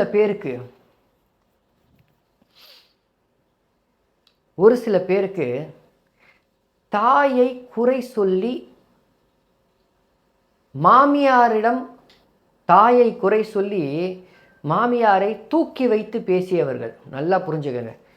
அம்மா உன்னை விட என் மாமியார் கரெக்டாக சொல்லிட்டு இருக்காங்க அப்படின்னு பேசின அத்தனை வாய்களும் அம்மாவுடைய அருமை புரியும். இப்போ நான் சொல்கிறது புரியுதுங்களா? அத்தனை வாய்களும் அம்மாவுடைய அருமை புரியும். அம்மானா யாருன்றது புரியும். அவ்வளோதான் விஷயம். அம்மா இது கரெக்டாக தான் சொல்லியிருக்காங்களே, ஆனால் அம்மா வந்து சொன்ன விதம் தான் தப்பே தவிர அம்மா ஆனால் கரெக்டாக தான் சொல்லியிருக்காங்கன்றத உணர்வீங்க இந்த ராகு கேது பெயர்ச்சியில். அதனால் இதுக்கு வந்து விருச்சிகத்திற்கு உண்மையிலேயே நல்லா இருக்குது. வாயில் அப்பப்போ சிம்மன்னு தான் வருது. உண்மையிலேயே நல்லா இருக்குது. குறைஞ்சது ஒரு 75 மார்க்கு கண்டிப்பாக கொடுப்பேன் இந்த விருச்சிக ராசிக்கு. தனுசு, சரி, தனுசு ராசிக்கு 3ஆம் இடத்துல ராகு மற்றும் ராசிக்கு 9ல் கேது. இப்போ இருக்கக்கூடிய ராசியாதிபதி ராசியை பார்க்குறாரு. யாருக்கெல்லாம் திருமணம் நடக்கலையோ நடக்க போகுது. திருமண தடைகள் இருந்தது எல்லாம் நீங்க போகுது. திருமண தடைகள் நீங்க போகுது. திருமணம் நடக்கலைன்னு அவங்களுக்கு நடக்க போகுது. யாரெல்லாம் 2ஆம் திருமணத்திற்காக வெயிட் பண்ணியிருந்தீங்களோ, குரு 11ஆம் இடத்தை பார்ப்பார். 2ஆம் திருமணத்துக்காக வெயிட் பண்ணியிருந்தீங்களோ நடக்க போகுது. ஏன்னா 3ஆம் இடத்தையும் பார்த்து வீரியஸ்தானத்தையும் பார்த்து, வீரியஸ்தானத்தில் ராகு அமர்ந்தாலும் குருவுடைய பார்வையில் இருந்து 7, இதாவது காமத்ரிகோணம் அப்படின்னு சொல்லுவோம். காமத்ரிகோணம் கரெக்ட் ஆகுது. 11, 3, 7 காமத்ரிகோணம்னு சொல்லுவோம். அது கனெக்ட் ஆகுது. முதல் மனைவி வேணுன்றவங்களுக்கு முதல் மனைவி அமைப்புகள் சரி பண்ணி கொடுப்பார். 2வது மனைவின்றவங்களுக்கு 2வது அமைப்புகளை சரி பண்ணி கொடுப்பார். 3ஆவதுக்கு 3வது அமைப்புகளையும் சரி பண்ணி கொடுப்பார். ஸோ அந்த அடிப்படையில் இந்த தனுசு ராசிக்கு கண்டிப்பாக அது நிறைவேற போகுது. மனைவியுடன் இருந்த பிரச்சனைகள் விலகும். மனைவியால் ஒரு சில நல்ல விஷயங்கள் நடக்கும். மனைவினா யாருன்னு புரிஞ்சுக்க போகிறீங்க, கணவன்னா யாருன்னு புரிஞ்சுக்க போகிறீங்க. கணவனிடம் கருத்து வேறுபாடு இருக்குது சார், விலக போகுது. யாருன்னு புரிஞ்சுக்க போகிறீங்க, அவ்வளோதான் விஷயம். அதாவது ஒரு சில பேர் வீடு வாங்க போகிறீங்க, முயற்சி எடுத்து வீடு வாங்க போகிறீங்க. கடனை வாங்கி தான் வாங்குவீங்க, ஆனால் வாங்குவீங்க. ஏன்? 4ஆம் அதிபதி ராசியை தொடர்பு கொள்கிறார். அவரே லக்னாதிபதி. யாருக்கெல்லாம் கௌரவ பிரச்சனைகள் இருந்ததோ அந்த கௌரவ பிரச்சனைகள் விலக போகுது. சார் எனக்கு என் வேலையில் ரெக்கக்னிஷனே கிடையாது, எவ்வளவுதான் போட்டு புரண்டாலும் ரெக்கக்னிஷனே கிடையாது அப்படின்றவங்கெல்லாம் இப்போ வேலையை விட்டுறாதீங்க. அந்த ரெக்கக்னிஷனை இப்போ கொடுப்பாங்க. ரெக்கக்னிஷனே இல்லைன்னு வேலையை விடக்கூடிய ஆட்கள் யாராக இருந்தாலும் ரெக்கக்னிஷனை கொடுப்பாங்க. அதே சமயத்தில் அடுத்த வருஷம் நீங்கள் வேறு இடத்திற்கு வேறு அமைப்புகளுக்கு போகக்கூடிய அமைப்பு. சார் என்ன சார் இது வந்து கொஞ்சம் குழப்பறீங்க, வீடு கிடைக்கும்னு சொல்கிறீங்க, வேறு இடத்துக்கு போவேன்னு சொல்கிறீங்க. ஆமாம் சார், அதான் சார் ஜோசியம். 4ஆம் அதிபதியாக பார்த்து ராசியை பார்த்து உங்களுக்கு வீடு யோகத்தை கொடுத்து இல்லை வீடு கட்டும் அமைப்புகளை கொடுத்து ஒரு வருட காலம் உங்களுக்கு வீடை கட்ட வச்சு, அப்புறம் குரு வந்து 12ஆம் இடத்துல 8ஆம் இடத்துல போய் 8, 12ஆம் இடத்தோட சம்மந்தப்பட்டு கட்டின வீடுக்குள்ளே போவீங்கள்ல, கட்டின வீட்டுக்கு போவீங்கள்ல, அந்த அமைப்பை செய்வார் குரு. நான் சொல்ல புரியுங்க, எங்கே வர எப்படி வந்து கனெக்ட் பண்ணுறோம், ஒரு அமைப்பில் எதுவுமே கிடையாது. அப்படி கனெக்ட் பண்ணி பாருங்கள், அந்த மாதிரி செயல்படுவார் இந்த குரு. ஸோ அப்போ ஒவ்வொரு அமைப்புகளுக்கும், ஸோ அப்போ வீடு கட்டுற யோகம், மனைவியிடம் இருந்த பிரச்சனைகள், மனைவி உங்களுக்கு காசு கொடுப்பாங்க வீடு கட்டுறதுக்கு, மனைவி வழி சொத்துக்கள் வரும், மனைவி வழியால் காசு வரும், மாமனார் மாமியார் மூலமாக காசு வரும். மாமனார் ஸ்தானம் தான் 3ஆம் வீடு, மாமனார் வீடு, மாமனார் குறிக்கக்கூடிய வீடு 3ஆம் வீடு. அந்த 3ஆம் வீட்டை ராகு உட்காந்து குருவுடைய பார்வை. இத்தனை நாள் பணம் தர மாட்டேன்னு சொன்ன மாமனார் பணம் கொடுப்பார். அவ்வளோதான் விஷயம், வேறு எதுவும் கிடையாது. இத்தனை நாள் பணம் தர மாட்டேன்னு சொன்ன மாமனார் பணம் கொடுப்பார். இத்தனை நாள் ஒரு சில குடும்பத்தில் பார்த்தீங்கன்னா, எல்லார் குடும்பத்தையும் சொல்ல மாட்டேன், ஒரு சில குடும்பத்திலலாம் கல்யாணத்துக்கு நீங்கள் இவ்வளோ போடுறேன்னு சொன்னீங்க, ஆனால் நீங்கள் போடவே இல்லை. கல்யாணத்துக்கு நீங்கள் 30 பவுன் நகை போடுறேன்னு சொன்னீங்க, ஆனால் நீங்கள் போடவே இல்லை, 25 பவுன் தான் போட்டிங்க. பேலன்ஸ் இருக்கிற அந்த 5 பவுனை எப்போ கொடுப்பீங்கன்னு கேட்டுக்கிட்டு இருந்த பொன் வீட்டுக்காரரும் சரி, இல்லை பிள்ளை வீட்டுக்காரரும் சரி, யாராக இருந்தாலும் சரி, அவங்களுக்கு அவங்களுடைய மாமனார் இப்போ அந்த பேலன்ஸ் 5 பவுன் நகையை தரக்கூடிய அமைப்புகளில் வருவார். புரியுதுங்களா? கணக்கு அப்படி தான் வருது. 3ஆம் வீட்டில் இருக்கக்கூடிய அமைப்பு யாருக்கெல்லாம், ஒரு உதாரணத்திற்கு மாப்பிள்ளையோடைய மாமனார் அவருடைய வீட்டை குரு பார்க்குறார், தரக்கூடிய அமைப்பில் வந்துடுவார், கொடுத்துருவார். ஏதாவது ஒரு இடத்துல உங்களுக்கு வந்துடும், உங்களுக்கு அவர் கொடுப்பார். அவருடைய ராசி என்னன்றதை விட்டுருங்க, உங்களுக்கு வரும் தனுசு ராசிக்கு. ஸோ அதை அப்படி எடுத்துக்கோங்க. ஆனால் இந்த அமைப்பு நன்றாக இருக்குது. தனுசு ராசிக்கு மேற்படியாக மற்ற விஷயங்கள்லாம் இந்த ஒரு 1.5 வருஷத்தில் பெரிய ராக்கெட் சயின்ஸ் எதுவும் நடக்க போகிறது கிடையாது. ஆனால் நல்லவை, உங்களுடைய கௌரவம் நிலைநாட்டப்படும். கௌரவம் ஆயிட்டேன், என்னை கௌரவப்படுத்திட்டாங்க, என் மாமனார் மாமியார் என்னை கௌரவப்படுத்திட்டாங்க, எங்கள் அம்மா அப்பா என்னை கௌரவப்படுத்திட்டாங்க, நான் சந்தோஷமாக இருக்கேன், நல்ல ஒரு வீடு வாங்கினேன், ஒரு வாகனம் வாங்கினேன், செட்டில் ஆனேன். ராசிக்கு 4ஆம் இடத்தில் சனி வர்றதுனால நீங்கள் வாங்கக்கூடிய வீடு செகண்ட் ஹேண்டு வீடாக அமைவதில் நிறைய அமைப்புகள் இருக்குது. செகண்ட் ஹேண்ட் வீடு வாங்கி 1 வருஷம்தான் ஆகுது, உடனே விற்கிறாங்க. வாங்கி 2 வருஷம்தான் ஆகுது, விற்கிறாங்க. அந்த வீடை வாங்கிக்கிற அமைப்புகளுக்குள்ளே வருவீங்க. ஆனால் அதனால் தனுசு ராசிக்கும் பார்த்தீங்கன்னா கிட்டத்தட்ட ஒரு 65லேருந்து 70 மார்க் கொடுப்பேன். மகர ராசிக்கு 8ல் கேது. 8ல் கேது வரக்கூடாது. மகர ராசிக்கு 8ல் கேது. 2ஆம் இடத்துல ராகு வரார், குருவுடைய பார்வையில் இருக்கார். ஆனால் அவர் 12ஆம் அதிபதியாக பார்ப்பார். மகர ராசிக்கு 12ஆம் அதிபதியாக குரு பார்ப்பார். அப்போது குடும்பஸ்தானத்தில் அமர்ந்திருக்கக்கூடிய ராகு 12ஆம் அதிபதி மற்றும் 3ஆம் அதிபதியால் பார்க்கப்படுகிறார். அப்போ 12ஆம் வீட்டு ஆதிபத்தியமான விரயத்தை குடும்பத்தில் வாயிலாக எதையாவது ஒன்று செய்வார். அப்போ என்ன விரயம்? தன விரயம் நடக்க போகுது. குடும்பத்தில் வாயிலாக தன விரயம் நடக்கும். அதை இந்த கேது உடன் இருந்து 8ல் கேது இருந்ததுனால அதையும் நடத்தி வைப்பார். ஒரு சில பேருக்கு பார்த்தீங்கன்னா 2 பேரும் கணவன் மனைவி பிரிஞ்சிருவாங்க, விவாகரத்து. ஆனால் எனக்கு வந்து எனக்கு வந்து ஜீவனாம்சம்லாம் போடுவாங்க தெரியுமா, எனக்கு மாதத்துக்கு இவ்வளவு தரணும், எனக்கு வந்து செட்டில்மெண்ட் பண்ணவே இல்லை, இத்தனை வருஷம் எனக்கு வந்து கொடுக்கவே இல்லை அப்படின்னு சொன்னவங்களுக்கெல்லாம் யார் கொடுக்க போகிறாங்களோ அவங்க மகர ராசியாக இருப்பாங்க.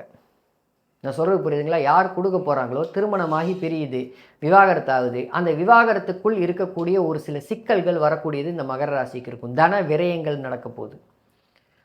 அதன் பின் உங்களுடைய ராசிக்கு 2ல் யார் இருக்கார்ன்றது பொறுத்து. ஒரு உதாரணத்திற்கு சனி இருக்கார். இவ்வளவு நேரம் தன விரயம்னு சொன்ன நான் தனம் வரப்போகுதுன்னு சொல்கிறேன். இவ்வளோதான் விஷயம். இவ்வளவு நேரம் விரயம்னு சொன்ன நான் தனம் வரப்போகுது. ஏன் தனம் வரப்போகுது? ராசிக்கு 2ல் தனாதிபதியே உட்காந்துட்டு இருக்கார். அந்த தனாதிபதி மேலே ராகு வரார், தனக்காரகனாகிய குரு பார்க்குறார். தனம் வரப்போகுது. அப்போ எப்போ சார், யாருக்கு சார் தனம் கெடப்போகுதுன்னு சொல்கிறீங்க? யாருக்கு தனம் கெடப்போகுதுன்னு சொல்கிறீங்க? யாருக்கு வந்து குடும்பத்தில் சிக்கல்னு சொல்கிறீங்க? லக்னத்து ராசிக்கு 2ல் சூரியனோ அல்லது சந்திரனோ உட்காந்துட்டு இருக்கு. அது மேலே ராகு வருது. அப்போ 8ஆம் அதிபதியான சூரியன் மேல் ராகு இறங்க போகுது. இங்கே 8-12 தொடர்பு வந்துடுச்சு. 7ஆம் அதிபதியான சந்திரன் மேல் உட்கார்றார். இப்போ இங்கே சந்திரன் வரமாட்டார், அதனால் சந்திரன் இங்கே போட்டுக்காதீங்க. இங்கே சந்திரன் வரமாட்டார், அதனால் வந்து வெறும் சூரியன் அப்படின்னு வச்சுக்கோங்க. இல்லை சூரியனும் புதனும் இருப்பாங்க ஒரு சில பேருக்கு. சூரியன் புதன் 2 பேர் இருப்பாங்க. இந்த மாதிரியான ஜாதகங்களுக்கு ஏன்னா சந்திரன் போட்டோடனே யாராவது ஒருத்தர் கமெண்ட் போடுவாங்க, சார் அங்கே சந்திரன் வர, ஏற்கனவே சந்திரன் கீழே இருக்காருன்னு போடுவாங்க. வாய் தவறுதலாக ஏதாவது வந்துருச்சுன்னா மன்னிச்சுக்கோங்க. அதை நீங்கள் வந்து கரெக்டாக நான் சொல்லியிருக்கலாம் அப்படின்னு நினச்சிக்கோங்க போதும். சூரியனும் புதனுக்கு 6-8ஆம் அதிபதி மேலே ராகு வரார். அங்கே ஒரு வில்லங்கம் இருக்கும், கண்டிப்பாக இருக்கும். அதில் எந்த மாற்று கருத்தும் கிடையாது. ஒரு வில்லங்கம் வரும். ஸோ அப்போ மகர ராசிக்கு எப்படி இருக்குது? ஒரு 1.5 வருஷம் நீங்கள் எதுலேயுமே உஷாராக இருக்க வேண்டிய ஒரு சில அமைப்புகள். தனம் அப்படின்றதுல ஒன்று செலவு பண்ணுறதுக்கு முன்னாடி கொஞ்சம் யோசிங்க, அதுக்கப்புறம் செலவு பண்ணுங்க. ஏன்னா ராகு நல்லதை செய்யணும்னு நினச்சாலும் இந்த கேதுக்கு என்ன தொடர்புன்றதை பொறுத்து இருக்குது. இந்த கேதுக்கு என்ன தொடர்பு பெறுகிறதுன்றதை பொறுத்து இருக்குது. ஸோ அப்போ என்ன நடக்குது? ஒரு சில பேருக்கு சஷ்டாஷ்டக புக்தி நடக்குது, ஏற்கனவே கேது தசை நடக்குது, உஷாராக இருக்கணும். கேது தசை நடக்குது, உஷாராக இருக்கணும். ராகு தசை நடக்குது, உஷாராக இருக்கணும். ராகு புக்தி நடக்குது, உஷாராக இருக்கணும். கேது புக்தி நடக்க போது உஷாராக இருக்கணும். ஏன் சஷ்டாஷ்டகமாக இருந்ததுன்னா டபுள் உஷாராக இருக்கணும் இந்த இடத்துல. ஏன்னா ராசிக்கு 2 தனம் குடும்பம் வாக்குன்னு வரக்கூடிய இடத்துல இங்கே தொடர்பு கொள்கிறார். அதுக்கப்புறம் நீங்கள் கேட்கலாம், சார் 2-10ஆம் இடத்தோட குரு சம்மந்தப்படுறாரு, தொழிலை தரமாட்டார். ஆமாம் சார், கண்டிப்பாக கொடுப்பாரு. நல்லா புரிஞ்சுக்கோங்க, விரையாதிபதியோடைய கடமை வந்து 12ஆம் அதிபதியோடைய கடமை விரயம்ன்றதை ஞாபகம் வச்சுக்கோங்க. ஒரு வேலை போனாதான் இன்னொரு வேலை. நான் சொல்கிறது, எடுக்கிறதும் அவர் தான், கொடுக்கறதும் அவர் தான். எப்போ எடுப்பார் எப்போ கொடுப்பார்ன்றது தான் ஜோதிடம். இப்போ 2-10ஆம் இடத்தோட சம்மந்தப்படுறார் குரு, எடுக்கிறது அவர் தான் எடுப்பார். ஆனால் 10ஆம் இடத்தோட சம்மந்தப்படுறதுனால கொடுக்கறதையும் அவரே கொடுப்பார். உங்கள் முயற்சிக்காரகன் நீங்கள் முயற்சி செஞ்சீங்கன்னா ஸோ அப்போ ஒரு வேலை போய் இன்னொரு வேலை கிடைக்கும், ஒரு வேலைக்கும் இன்னொரு வேலைக்கும் நடுவில் 1 மாதம் 2 மாதம் கேப்பு விழாமல் பார்த்துக்கணும். அதுதான் உங்களுடைய சாமர்த்தியம் மற்றும் உங்கள் சுய ஜாதக அமைப்புகள் அப்படின்றத ஞாபகம் வச்சுக்கோங்க. ஸோ அப்போ இங்கே மகர ராசிக்கெல்லாம் எப்படி இருக்குது அப்படின்னா, என்னை பொறுத்த மட்டும், மற்றவங்கள பற்றி எனக்கு தெரியாது, என்னை பொறுத்த மட்டும் நான் 50% தான் மார்க்கை தருவேன். ஏன் அப்படின்னா, உங்களுடைய சுய ஜாதகத்தில் யார் யார் எப்படி இருக்காங்கன்றதை பொறுத்து, ஒருவேளை மகர லக்னம் மகர ராசியாக இருக்கீங்க, சற்று உஷாராக இருக்க வேண்டிய காலகட்டம் தான். அதில் மாற்று கருத்தே கிடையாது, மாற்று கருத்தே கிடையாது. உஷாராக இருங்க, அவ்வளோதான் சொல்ல முடியும். சரியா? ஏன்னா தன விஷயங்கள்லையும் குடும்ப விஷயங்களையும் வாயிலேருந்து வர வார்த்தைகள் ரொம்ப உஷாராக இருங்க. கொடுக்கு மாதிரி கொட்டுவீங்க சில சமயத்தில், அதில் உஷாராக இருங்க. சரியா? அடுத்தது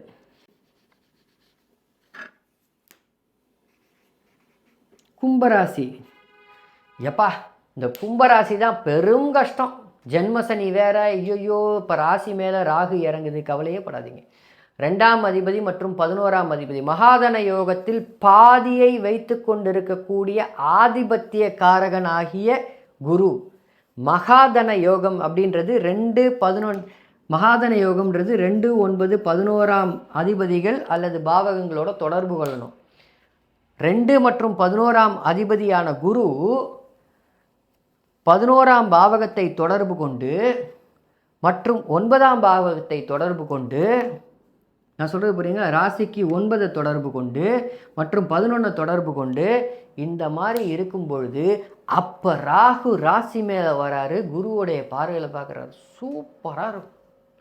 கும்பராசிக்கு யோக காலம், யோகம். ஆனால் மனைவி சொல்கிற பேச்சை மட்டும் கேட்கவே மாட்டீங்க. இதான் பிரச்சனையே, மனைவி சொல்கிற பேச்சை கேட்கவே மாட்டீங்க. ஸோ கும்பராசிக்கு எதிலும் சக்ஸஸ், எதிலும் சக்ஸஸ். ஆனால் உங்களுடைய சக்ஸஸில் ஏதாவது ஒரு வருத்தம் இருந்துக்கிட்டே இருக்கும். என்னென்னா, உதாரணத்துக்கு 10,000 ரூபாய் வந்துச்சு, 12,000 ரூபாய் வந்திருக்கலாம், அந்த இடத்துல எனக்கு 10,000 ரூபா தான் இருக்குது. வெளியிலேருந்து பார்க்குறோம், யோ 10,000 ரூபா வந்திருக்கியா உனக்கு, கரெக்டு தான், நான் போட்ட முயற்சிக்கு ஒரு 15,000 ரூபாய்க்கு போட்டேன், 15,000 ரூபா வந்திருக்கலாம். உதாரணத்துக்கு இன்னொரு உதாரணம், 20 லட்சம் ரூபாய் வந்துருச்சு திடீர்னு, 25 லட்சம் வந்திருந்தா கரெக்டாக இருக்கும். வெளியிலேருந்து பார்க்குறவங்க, என்ன 20 லட்சம் ரூபாய் டக்குன்னு வந்துருச்சு, திடீர்னு யாரோ கொடுத்துட்டாங்க, திடீர்னு உங்களுக்கு வந்து கிஃப்ட் கொடுத்துட்டாங்க. ஒரு ஜோதிடனுக்கு மறுபடியும் சொல்கிறேன், என்னையும் வேணாலும் சேர்த்துக்கங்க, ஒரு ஜோதிடனுக்கு கும்பராசியில் இருக்கக்கூடிய, நான் கும்பராசி தான், பூரட்டாதி நட்சத்திரம், கும்பராசி பூரட்டாதி நட்சத்திரம். ஏன்னா இதை நான் ரொம்ப கரெக்டாக நோட் பண்ணியிருக்கேன். என்னுடைய சுய ஜாதகத்தில் ராகு ஒரு இடத்துல இருக்கார்.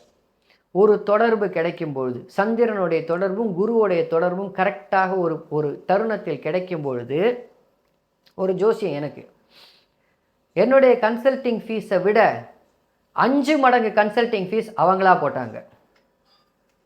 என்னுடைய கன்சல்டிங் ஃபீஸை விட 5 மடங்கு ஜாஸ்தியாக கன்சல்டிங் ஃபீஸ் போட்டாங்க. எப்போ ராகுவும் அந்த சந்திரனும் தொடர்பு கொண்டு குருவும் ஒரு இடத்துல தொடர்பு கொள்ளும் பொழுது, அதுதான் மகாதன யோகத்தை ஆக்டிவேட் பண்ணுது. அப்போது எனக்கு 5 மடங்கு ஜாஸ்தி வந்தது, நான் எதிர்பார்க்கவே இல்லை. சார் நீங்கள் தப்பாக போட்டிங்களான்னு கேட்டேன், நீங்கள் தப்பாக போட்டுட்டீங்களா அப்படின்னு. இல்லை சார் நான் கரெக்டாக தான் போட்டேன், I am very very satisfied, நீங்கள் சொன்னது எல்லாமே கரெக்டு அப்படின்னாங்க. ஒரு 2 மாதம் கழித்து இன்னொரு ஒரு அமௌண்ட் வந்தது, சார் நீங்கள் சொன்னது நடந்துருச்சு அதனால் நான் பண்ணேன் அப்படின்னாங்க. நான் சொல்கிறது புரியுதுங்களா? ஸோ இந்த கும்பராசிக்கு இந்த மாதிரி குருவுடைய பார்வையில் மகாதன யோகத்தோடு வரும்போது காசு சூப்பராக வரும், அதை பற்றி கவலையே படாதீங்க. ஆனால் அதில் உங்களுக்கு போதாது அப்படின்ற எண்ணம் வரும். ஏன் போதாதுன்னு சொல்கிறேன், முதல் தடவை வரும்பொழுது ஆஹா அப்படின்னு சர்ப்ரைஸ் ஆன எனக்கு, 2வது தடவை முதல் தடவை விட கம்மியாக வரும்பொழுது முதல் தடவைக்கு ஈக்குவலாக அவர் போடலையேன்ற எண்ணம் எனக்குள்ளே இருந்தது. வரக்கூடாது, எனக்கு எண்ணம் வரக்கூடாது, ஆனால் இருந்தது. அது ஏன்? ராகு மேலே போனார், அவ்வளோதான் விஷயம். அந்த மனோகாரகனாகிய சந்திரன் மேல் ராகு பயணம் செய்யும் பொழுது மனதை ஒரு விதத்தில் இருளடைய செய்வார். ராகு ஏன்னா ஆசைக்காரகன், ராகு ஆசைக்காரகன், நல்லா புரிஞ்சுக்கோங்க, ஆசையை தூண்டுற ஆள். இந்த ஆசைக்காரகன் ராகுன்றது என்னை பொறுத்த மட்டும் யாருமே சொன்னது கிடையாது. ராகு இதை பண்ணுவார், ராகு அதை பண்ணுவார், சனியை போல் ராகு, இப்படி தான் சொல்கிறாங்களே தவிர, நான் தான் சனியையே ஒரு தேடல் கிரகன்றது நான் தான் முதல்ல எடுத்து வைக்கிறேன். ராகுவை ஆசைக்காரகன்றதை நான் தான் எடுத்து வைக்கிறேன். ராகு தசை, ராகு புக்தி, ராகு அமைப்பில் வந்து உங்கள் ஆசை தூண்டுதலாக இருக்கும். 50 ரூபாயில் 100 ரூபாய் ஜோசியத்துக்கு வாங்கினவங்க 1000 ரூபாய் வாங்குவீங்க. 1000 ரூபாய் வாங்கி கொண்டு இருந்தவங்க 5000 ரூபாய் வாங்குவீங்க. 5000 ரூபாய் வாங்கி கொண்டு இருந்தவங்க 10,000 ரூபாய் வாங்குவீங்க. அது எல்லாமே எப்போ அந்த விலையை ஏற்றினீங்க அப்படின்னு உங்களுடைய சுய ஜாதகத்தில் போய் பாருங்கள், ராகுவோடைய அமைப்பில் தான் இருக்கும். ஏன்னா ராகு ஆசைக்காரகன். ஸோ அந்த ஆசையை தூண்டும் அமைப்பு. ஆனால் தானே கும்பராசிக்கு எதிலும் சக்ஸஸ், கவலையே படாதீங்க. ஓகே, நான் கும்பராசிக்கு எவ்வளோ கொடுப்பேன்? உண்மையிலேயே சொல்கிறேன், 90 மார்க் கொடுப்பேன் கும்பராசிக்கு. 90% 90 மார்க் கொடுப்பேன்.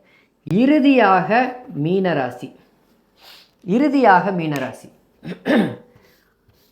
இந்த மீனராசிக்கு தான் இவ்வளவு நாள் ராகு மனதை இருளடைய செய்து கொண்டிருந்த மீனராசிக்கு ராகு 12ல் வரார் மற்றும் குரு 4ஆம் இடத்துலேருந்து இங்கே பார்க்குறார் மற்றும் 8, 12ஆம் இடத்தோட சம்மந்தப்படுறார். இருக்கிற இடத்துலேருந்து வெளியில் போக போகிறீங்க. வேலை அமைப்புகளுக்குள்ளே உங்களுக்கு போக போகிறீங்க. படிக்கிறதுக்கு போகலாம், வேலைக்கு போகலாம். ராகு புக்திகள் நடக்குது. ஏன்னா இந்த இடத்துல பெரும்பாலும் பார்த்தீங்கன்னா உங்களுக்கு கேது தசை தான் வருமே தவிர ராகு தசை வராது இவங்களுக்கு, இந்த மீனராசிக்காரங்களுக்கு. ஸோ அப்போ கேது தசை வரும்பொழுது கேது ராசிக்கு 6ஆம் இடத்தில் இருக்கார். சற்று வயிறு சார்ந்த பிரச்சனைகள் இருக்கும், கண்டிப்பாக இருக்கும். வயிறு சார்ந்த பிரச்சனைகள், அஜீரண கோளாறு, அல்லது கேது சற்று கடனை தூக்கி விடுவது. எப்படி சார் கடனை தூக்கி விடுறது? என்ன சார் திடீர்னு வெளிநாட்டுக்கு போவேன்றீங்க, கடனும் வருன்றீங்க அப்படின்னா அதுதான் சார் ஜோசியம். படிக்கிற பசங்களுக்கு லோன் எடுத்து போகிறது இல்லையா? படிக்கிற பசங்க லோன் எடுத்துன்னு அதாவது எஜுகேஷன் லோன் எடுத்துகிட்டு வெளிநாட்டுக்கு போகிறாங்களா, அதெல்லாம் இந்த எஜுகேஷன் லோனை கொடுக்கறது கேது தான் கொடுப்பார். 6ஆம் இடத்தில் சூரியனுடைய வீட்டில் இருக்கக்கூடிய கேது. ஆனால் வெளியில் அனுப்புறது இந்த ராகு அனுப்புறார். ஒரு கிரகம் மட்டுமே ஒரு செயலை செய்யாதுன்றதை ஞாபகம் வச்சுக்கோங்க. ஸோ அப்போ பேசிக்காக இங்கே என்ன நடக்குது அப்படின்னா, உண்மையிலேயே இந்த ராகு கேது பயிற்சி இந்த மீன ராசிக்கு நன்றாகவே இருக்கும். பயப்பட தேவையில்லை. சனி மேலே வந்துருச்சே சார், ராசிக்கு மேலே சனி வந்துருச்சே அப்படின்னு.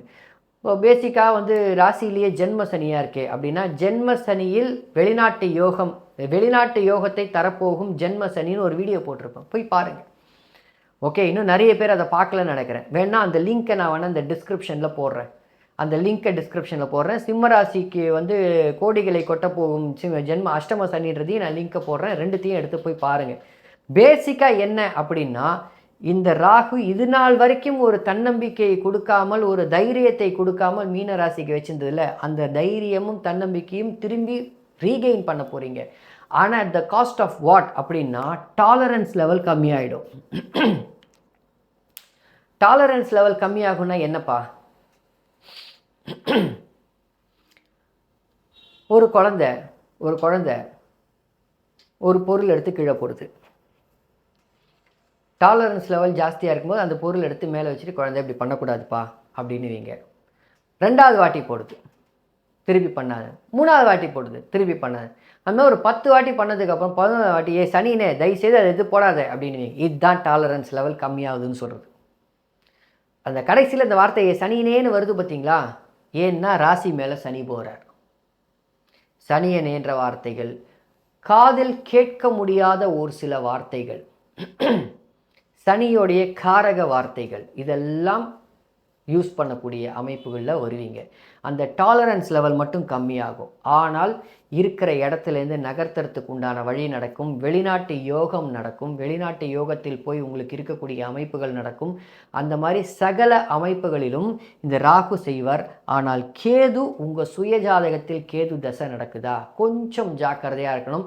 நீங்கள் வெளிநாட்டுக்கு போகிறதுக்கு தான் உங்களுக்கு லோன் எடுக்கணுன்றதில்ல. ஒரு சில பேர் வேலை கிடைக்காதவர்கள், நான் வெளிநாட்டில் போய் நான் இங்கேருந்து ஒரு 2 லட்ச ரூபா இல்லை 10 லட்ச ரூபா கடனை வாங்கி நான் வெளிநாட்டுக்கு போய் நான் வேலை தேடிக்கிறேன்னு சொல்கிறதும் இந்த அமைப்பு தான். அப்படிப்பட்ட வேலைக்கு போகாதீங்க. அப்போ தான் ஜென்ம சனி ஆன்டி கிளாக் வைஸில் வேலை செய்யும் உங்களுக்கு.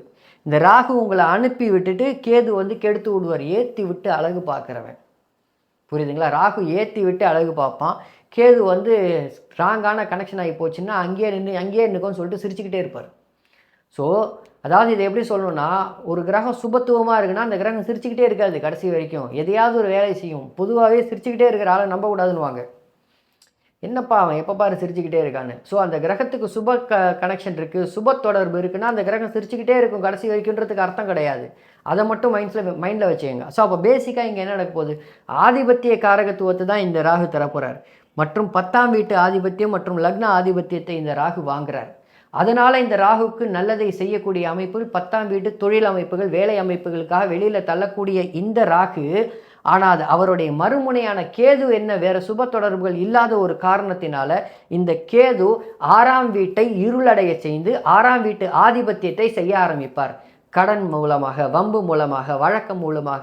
மற்றும் இந்த கேதுக்கு யாருடைய தொடர்பு இருக்குது, மற்றும் உங்கள் சுய ஜாதகத்தில் ஜாதகம் எப்படி, அப்போ என்ன தசாபுக்தி நடக்குதுன்றதை வச்சு. ஸோ பேசிக்காக ஜென்ம சனியில் வெளிநாட்டுக்கு தான் சார் நான் போகணுன்னு ஆசைப்பட்டு தன்னால் வெளிநாட்டுக்கு போகக்கூடிய அமைப்புகள், ஒரு நல்லதாக ஐடி எக்ஸ்பீரியன்ஸ் உங்களுக்கு இருக்குது, ஒரு நல்ல ஐடி எக்ஸ்பீரியன்ஸ் இருக்குது, நல்ல உங்களுக்கு ஒரு பேக்ரவுண்டு இருக்குது, உங்கள் சுய ஜாதகம் நல்ல ஸ்ட்ராங்காக இருக்குது, நல்ல பேக்ரவுண்டாக இருக்குது. இந்த ஜென்ம சனி உங்களை ஒன்றுமே பண்ணாது, இந்த ராகு கேது பயிற்சி ஒன்றுமே பண்ணாது, நல்ல யோகத்தை செய்யும்.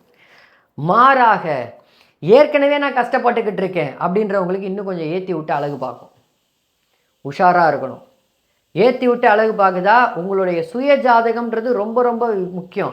1000 பேருக்கு இல்லை 10,000 பேருக்கு 10 பேருக்கு தான் இந்த அமைப்புகள் ராசி பலன் வழியாக நடக்கும் அப்படின்றத ஞாபகம் வச்சுக்கோங்க. 10 பேருக்கு சூப்பராக இருக்கும், மிச்சம் இருக்க பேர் 990 பேருக்கு சரியாக இருக்காது, சாதகம் இல்லாமல் இருக்கும் அல்லது பொருந்தி வராது, அவங்களுடைய சுய ஜாதகத்தை பொறுத்து. 10 பேரில் நீங்களாக இருக்கீங்களா இல்லை 990 பேரில் நீங்களாக இருக்கீங்களான்றது தான் உங்களுடைய விஷயம். 990ன்னு நினைக்கிறேன், 9900ன்னு சொல்லிக்கிறேன், அப்படி சொல்கிறேன். ஏன்னா அது தமிழில் தப்பாக வந்துச்சு. 9900 பீப்புளுக்கு வித்தியாசமாக இருக்கும்ன்றதை புரிஞ்சுக்கோங்க.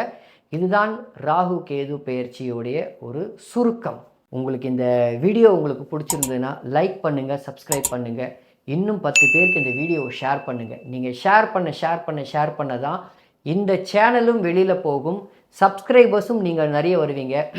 நான் பொதுவாக ராசி பலன் சொல்கிற ஆள் கிடையாது. நாள் பலன், மாத பலன்லாம் நான் சொல்ல மாட்டேன். பெரிய பெயர்ச்சி பலன்கள் மட்டும்தான் சொல்லுவேன். குரு பெயர்ச்சி பலனே சொல்லுவேனான்னு கேட்டிங்கன்னா எனக்கு தெரிஞ்சு நான் சொல்லுவேனான்னு எனக்கே தெரியல, டவுட்டு தான். ஏன்னா இப்போது சனி பயிற்சி சொல்லியாச்சு, மற்றும் இந்த ராகு கேது பயிற்சி சொல்லியாச்சு. ஸோ குரு பெயர்ச்சி ஸ்கிப் பண்ணலாமான்னு தான் பார்க்குறேன். பட் தெரியல, ஏன்னா திருப்பி அதே பலன் தான் வரப்போகுது எல்லாத்துலேயும். மறுபடியும் அதே தான் சொல்லிகிட்டு இருப்போம். அதில் எனக்கே ஒரு சலிப்பு இருக்குது அப்படின்றது தான் உண்மை. பட் உங்களுடைய சப்போர்ட்டு இந்த சேனலுக்கும் எனக்கும் ரொம்ப ரொம்ப முக்கியம் அப்படின்றத கொஞ்சம் ஞாபகம் வச்சுக்கோங்க. ஏன் அப்படின்னா, ஒரு வீடியோ போடணும் அப்படின்னும்போது எனக்கு ஒரு தூண்டுதலாக இருக்கக்கூடியது நீங்கள். 10 பேர், ஒரு 1000 பேர், ஒரு 10,000 பேர் நம்ம வீடியோவை பார்க்குறாங்க, நல்ல கண்டென்ட்டை இன்னும் 10 பேருக்கு போய் சேரணும் அப்படின்னு நினைக்கக்கூடிய ஆள் நான். ஒரு ஜாதகத்தை எடுத்துகிட்டு போய் நீங்கள் ஒரு ஜோதிடர்கிட்ட காட்டுறீங்கன்னா, இந்த கிரகம் இப்படி இருக்குது, இதான் வேலை செய்யும்னா, என்னப்பா இந்த கிரகம் இங்கே இருக்கும்போது இந்த மாதிரி தானே வேலை செய்யணும், ஏன் நீ இது மாற்றி சொல்கிற, இந்த மாதிரி சொல்கிற, அதில் அப்போ மாற்றி சொல்கிறேன்னா எதனால் சொல்கிறேன்னு நீங்கள் கேட்டிங்கன்னா என் சேனலுக்கு சக்ஸஸ்.